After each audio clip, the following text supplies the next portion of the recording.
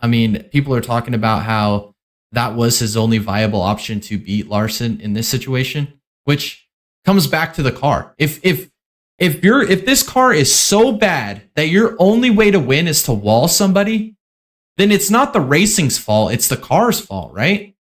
If literally your only option is to run a guy into the wall to win a race because you can't pass him when you're faster like he claimed to be, then what's the point, man? What is the point?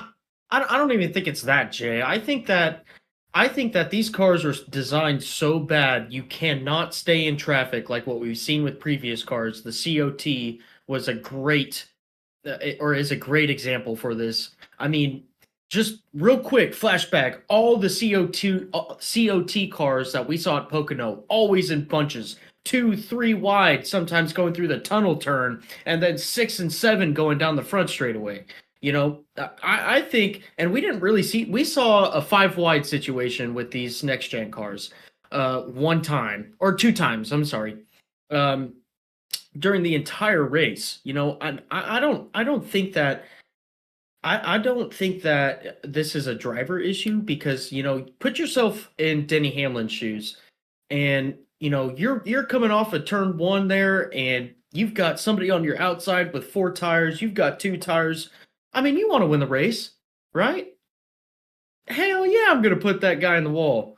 You know what I mean? I'm going to do it. Absolutely. You can judge me all you want. I'll put that guy in the wall, especially when it comes to, Danny Hamlin's reputation as, I mean, an amazing driver at Pocono with all of the wins that he has there. But, you know, I just purely believe that, again, it goes back to the car where we do not see competitive racing. I think that a little blame goes on NASCAR and Goodyear for the tire compounds that they bring, but mostly it's the car.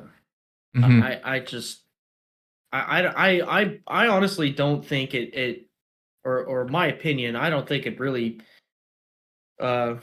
is the driver's fault for the on-track action that we see or don't see or lack thereof or whatever. I think a lot of it has to do with the car. Yeah, I 100% has to do with the car because listening to Hamlin's comments alone, he said that these cars, when you get side by side like that, it's just going to give arrow wash to the guy on the outside and to yourself, and it's going to put you where you both go up the track, and one of you is going to get the wall, whoever's the highest up on the track.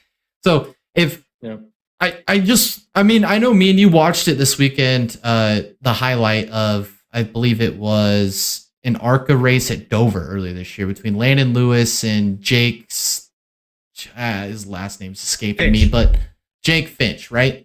If you guys have a chance, go watch that last restart between those two side by side at Dover.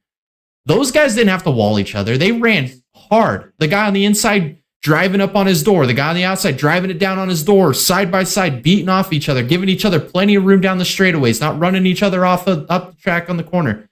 That is what we could have if we build a car good enough to race. There's the only option shouldn't be the only way I could pass this guy is I got to put him in the wall. That's the car's fault. That's not the driver's fault. Driver's doing everything he can to win the race because that's what he's paid to do is to go win the damn race. And if you're going to give him a car where his only chance to win a race, especially when he's got a better car, is he's got to put the guy in the wall, then we got to redesign the car because these ARCA cars can run side by side at Dover just fine for 2 laps, battling for a win. Why can't we see that in the Cup Series? Why do we have to put each other in the wall to win a race? Redesign the car. That's all you need to do. Go back, build an Xfinity car, and just scrap this car, take the Xfinity car, and just add more horsepower, fix your tires, and just run that as a Cup car now. That's what we need to do. We need to just abandon what we've done and just go back to that.